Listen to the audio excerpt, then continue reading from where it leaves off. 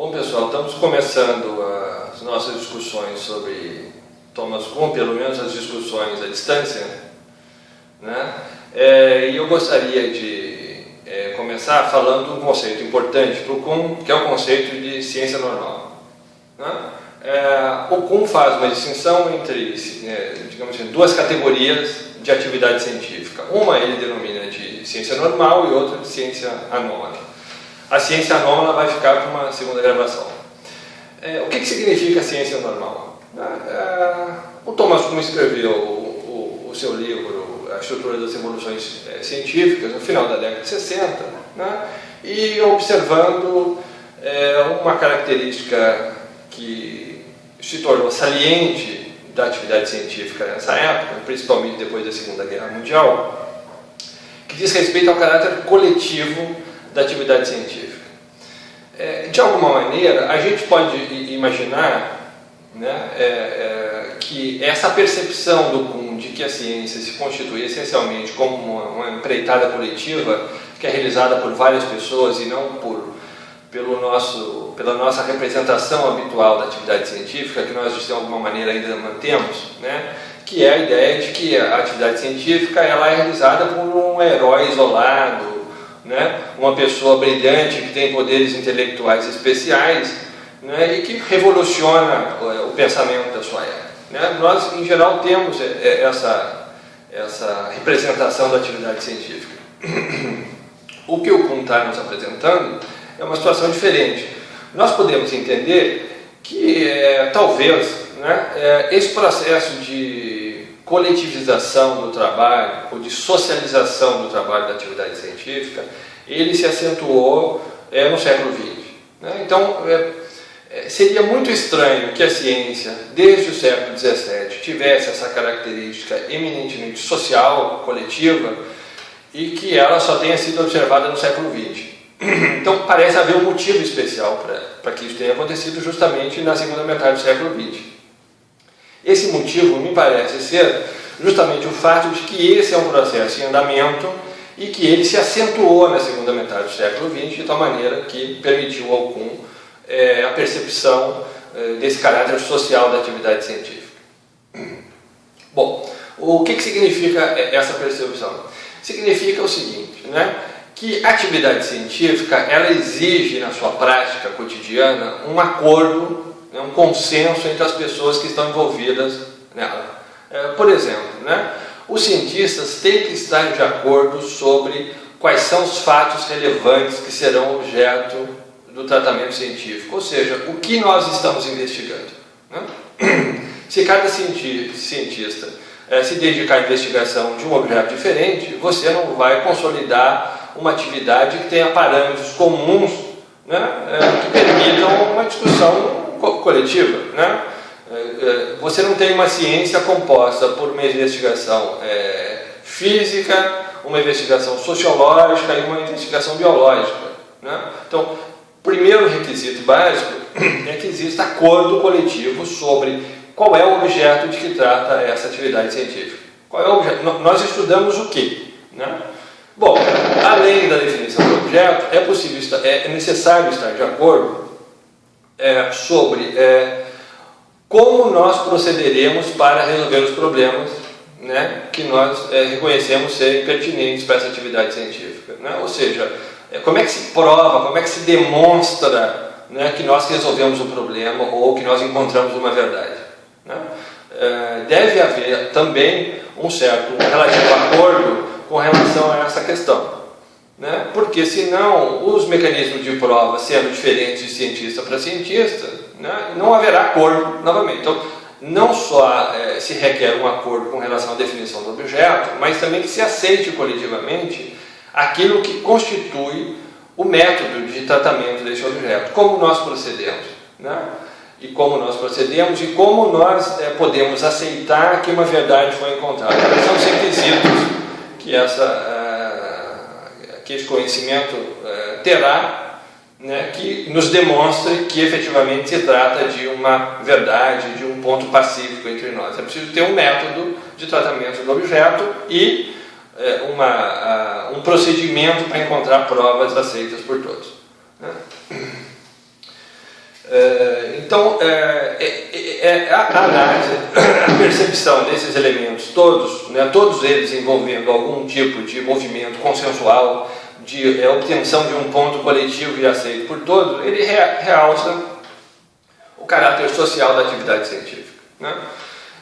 Isso parece realmente indicar que a época do herói cientista, aquele que sozinho, né, desbrava um continente desconhecido, como se fosse um investigador do século XVI, um navegante do século XVI, né, que chega numa terra como o Brasil, totalmente desconhecida, e inaugura um mundo novo, né, de que essa época, se é que ela existiu, ela não faz mais sentido nos nossos dias, né? Como é que nós podemos perceber isso de maneira mais clara, né? Nós podemos perceber isso hoje em dia, né, esse caráter social da atividade científica, se nós percebemos, por exemplo, a crescente influência do Estado na atividade científica, né? Por exemplo, algumas atividades de investigação, elas requerem um financiamento muito alto, elas são caras por definição, elas envolvem um aparato técnico fantástico, montagem de laboratórios, preparação de um grande número de recursos humanos, de tal maneira que cada um possa desenvolver um aspecto da investigação total que se pretende realizar, né? De tal maneira que algumas áreas da atividade científica se tornaram, na verdade, uma espécie de indústria estatal, né? Elas só funcionam com financiamento público, né, dado o elevado custo que elas têm, ou por empresas de grande porte, né? Isso constitui, então, esse aspecto requer, né, esse tipo de atividade requer um financiamento elevado, né, de tal maneira que não há espaço para atividade isolada, né? Você até pode se dedicar a investigar uma determinada área de maneira isolada, mas você não tem nenhuma perspectiva real de solucionar os problemas que não envolvam gasto em equipamentos, gastos altos com equipamentos e a constituição de uma equipe de investigação, né?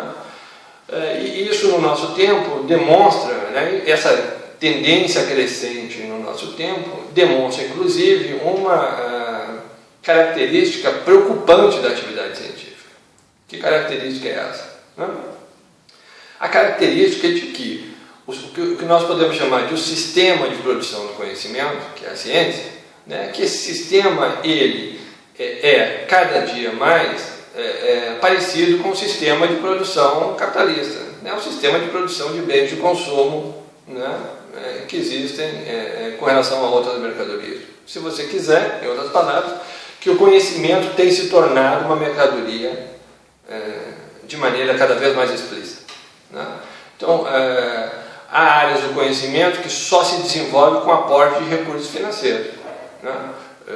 Não é à toa que os cientistas sociais, né, os pesquisadores de ciências humanas, eventualmente reclamam da falta de financiamento, porque o produto que é gerado por esse conhecimento, né, ele não é visível, né, ele não impacta do ponto de vista prático a humanidade de maneira evidente, né? É óbvio que ele impacta ao longo do tempo, enfim, de outras maneiras. Mas se você pretende resolver problemas concretos da sociedade, se você quer resolver, por exemplo, o problema da violência no trânsito, né, a filosofia dificilmente vai ter alguma contribuição prática a ser feita nesse sentido, né? Então você, obviamente, formando engenheiros de tráfego, né, mudando a sinalização das ruas, educando as pessoas, né, desde a infância, você pode resolver esse problema. Ou seja, há aí uma perspectiva de resolução prática desses problemas muito maiores. Eu estava falando então do caráter coletivo que vem se acentuando, né, na atividade científica e daquilo que nós podemos chamar de o fim da época do herói, né? E, portanto, a interferência crescente dos mecanismos de produção, né, financiamento, o que nós chamamos de divisão social do trabalho, né? Hoje a atividade científica ela é desenvolvida por equipes de investigadores, né? Raramente ela é desenvolvida por um único pesquisador isolado, né? E isso acentua essa perspectiva já salientada pelo Kuhn de que a atividade científica é uma atividade fundamentalmente coletiva. Bom, sendo uma atividade coletiva, né, o processo de aceitação de verdades, né, o processo de aceitação do que é a resolução de um problema e até o processo de aceitação do que vem a se constituir como um problema, ele também é coletivo, né? Então, nós poderíamos fazer uma analogia com a situação atual da ciência, a analogia de uma festa, né? Se você vai a uma festa, as pessoas esperam que você se vista da maneira habitual, né? Que você se comporte de uma maneira determinada que é esperada pelas pessoas. Ou seja, há uma expectativa coletiva do que é o comportamento apropriado, né, numa festa, assim como há uma expectativa de qual é o comportamento apropriado para um cientista durante uma investigação, durante a publicação dos resultados, né?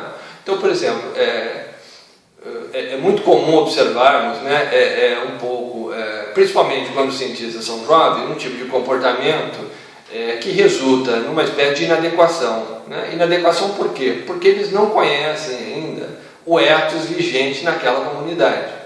Por exemplo, é comum, por exemplo, pessoas encaminharem um exemplo ligado à produção do conhecimento, o resultado da produção do conhecimento, a publicação, né?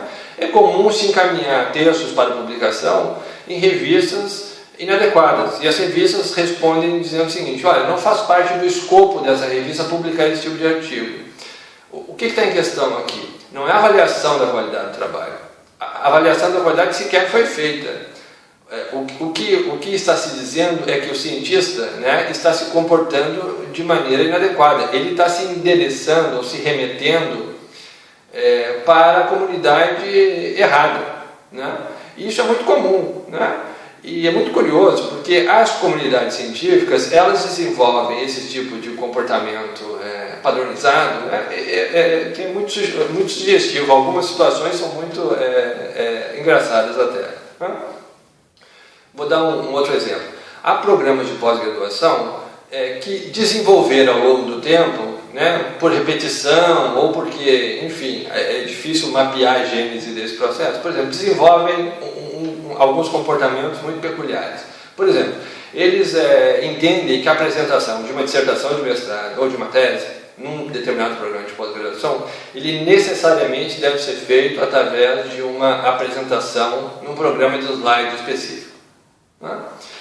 E causa espanto, desconforto, né, e até às vezes problemas para os candidatos se eles não apresentarem esse material nesse formato específico, né? Uma coisa que parece muito trivial, que é a maneira como você apresenta o resultado do seu trabalho, pode ser determinante para a sua aceitação, né, nesse ambiente. Isso termina demonstrando, né, que, na verdade, a atividade científica ela funciona na base do que eu chamo de recrutamento, treinamento e seleção, né? Recrutamento por quê? Porque as pessoas são recrutadas de fato, né? Eventualmente, uma pessoa que foi chamada para participar de uma comunidade científica, através, por exemplo, de um programa de iniciação científica, né, que você pega o aluno na graduação e vai introduzindo na lógica dessa comunidade ao longo do seu curso de graduação, eventualmente essas pessoas não se adaptam, né? Então você tem um processo de recrutamento, né? Às vezes as pessoas se adaptam, às vezes as pessoas não se adaptam.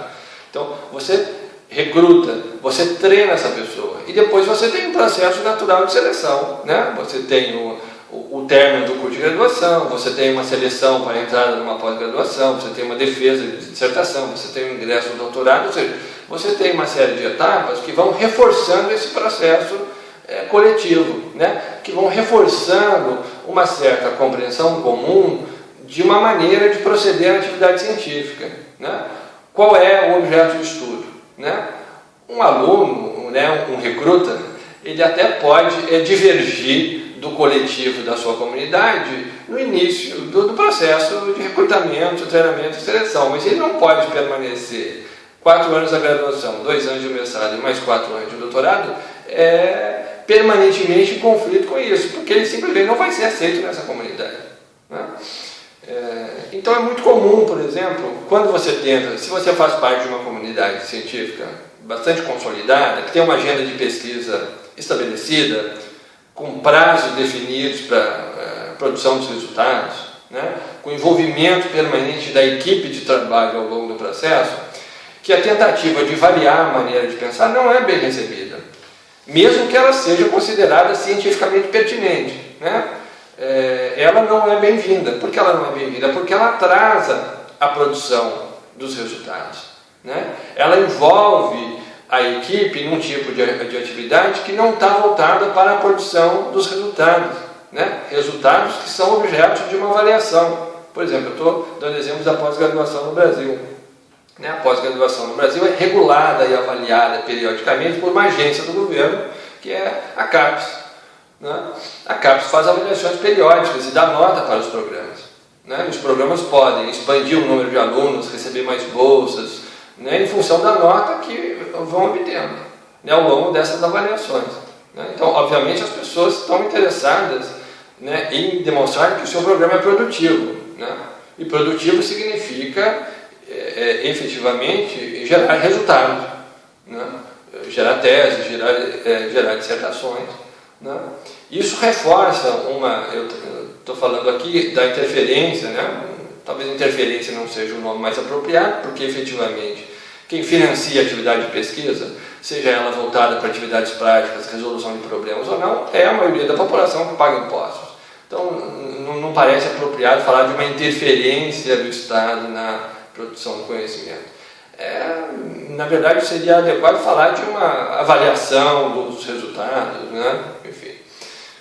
Mas, de qualquer maneira, se entende a atividade científica como meio para uma determinada finalidade. Nesse caso, a finalidade está ligada a uma definição do Estado do que é estratégico fazer num determinado momento.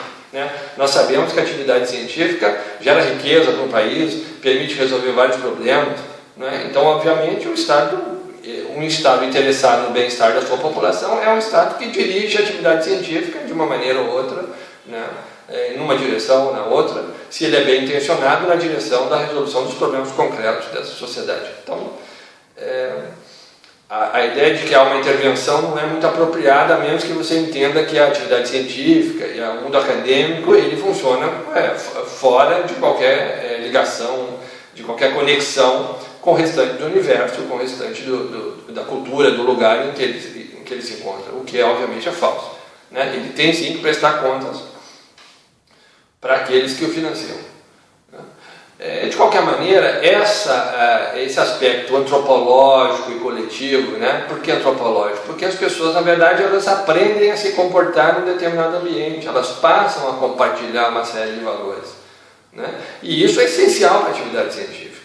Se você não faz parte, se você não compartilha desses valores, se você não compartilha do entendimento do que é um problema, de como se deve proceder para resolvê-lo, do que é uma prova científica aceitável, você efetivamente não faz parte de uma comunidade. Então, a ideia da ciência normal é justamente ressaltar esse aspecto coletivo da atividade científica. Ressaltar esse aspecto da atividade científica. Uma questão importante que está me ocorrendo ainda com relação a isso, deixa eu ver aqui, sim, é a questão do progresso. A constituição de uma comunidade homogênea com relação a esses padrões de definição do objeto de estudo, do método, dos procedimentos de prova, ele termina gerando uma situação que é visível, por exemplo, quando você pega um manual científico, um manual que é usado no recrutamento, treinamento e seleção das pessoas. O manual define de maneira muito perceptível qual é o objeto de estudo, qual é o método aceitável, quais são os comportamentos básicos que se espera de um cientista. Isso termina tornando efetivo, tornando claro esse processo de seleção e homogeneização do comportamento em torno desse processo. E também nos permite dizer o seguinte: da perspectiva da ciência normal, o progresso do conhecimento ele pode ser descrito da maneira tradicional do Bacon, quer dizer, ele é um progresso cumulativo, né? Porque dados os parâmetros gerais estabelecidos, quais são os objetos a serem investigados, como devemos proceder para obter as respostas, como produzir uma resposta aceitável por todos. Feito isso, o processo é cumulativo, né? Dentro da ciência normal, né, nesse escopo que o Kuhn descreve como ciência normal, né, o processo é de fato cumulativo, né? Teremos que ver se isso vale para aquilo que ele vai chamar de ciência anômala, que que será objeto de uma aula à parte que vai ser desenvolvida na sequência dessa. Certo? Então eu só quero ressaltar a importância da percepção desse aspecto coletivo da atividade científica, que nos nossos dias, na verdade, tem se intensificado, né? Se nós observarmos bem, né, a atividade científica ela é cada vez mais uma atividade cara, que envolve a intervenção de grandes interesses econômicos ou de interesses do Estado, né, grandes quantidades de recursos financeiros para financiar, grande quantidade de recursos humanos, de tal maneira que ela tem se aproximado, né, de uma atividade industrial, né? Um termo curioso com relação a isso, né, é o termo de capitalismo acadêmico, né? Um termo forjado no final do século XX, início desse século XXI, para descrever, por exemplo, a interferência, é aquela palavra que não funciona muito bem, ou a conjugação, né, da lógica industrial com a lógica da universidade. Isso não significa apenas que essa lógica industrial está entrando na universidade, mas que a lógica acadêmica às vezes também interfere no mundo industrial, né?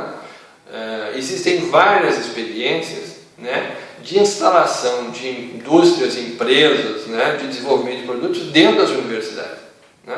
Então, na verdade, em algumas circunstâncias, essa relação é inclusive uma relação de proximidade física, de tal maneira que você não consegue detectar muito bem, né, você não consegue separar na prática da atividade científica o que ali é uma empresa e uma indústria produzindo produtos e o que é uma atividade de pesquisa tradicional, acadêmica, né? Então, fundamentalmente após o início da década de 80, do século XX, né, esse processo se intensificou, né? Basicamente porque, por exemplo, nos Estados Unidos se liberou a obtenção de resultados financeiros das atividades de pesquisa para as universidades e para os pesquisadores, né? A legislação brasileira tem ido nessa mesma direção. Hoje já é possível compartilhar os resultados financeiros de uma descoberta científica entre a universidade, na qual o pesquisador está lotado, e o próprio pesquisador recebe parte desses valores, né? Isso, eventualmente, certamente irá potencializar esse processo de conexão entre a lógica produtiva e de geração de resultados práticos e de obtenção de dividendos, típica do mundo empresarial, para dentro das universidades, né? Isso é uma tendência internacional, uma tendência já presente no Brasil, e as universidades que não se adaptarem a esse processo, obviamente, vão sair perdendo recursos financeiros e, portanto, inclusive a capacidade de financiar pesquisas que não geram resultado e que elas julgarem essenciais para as comunidades em que elas estão instaladas, por exemplo, atividades culturais, né? Atividades de extensão ou de educação básica, que não envolvem necessariamente resultados práticos de produtos que vão melhorar a vida das pessoas ou poder se transformar em mercadoria. Enfim, eu acho que com relação à ciência normal, os conceitos básicos são esses, né? Eu tratarei na sequência da questão da ciência anômala, ok?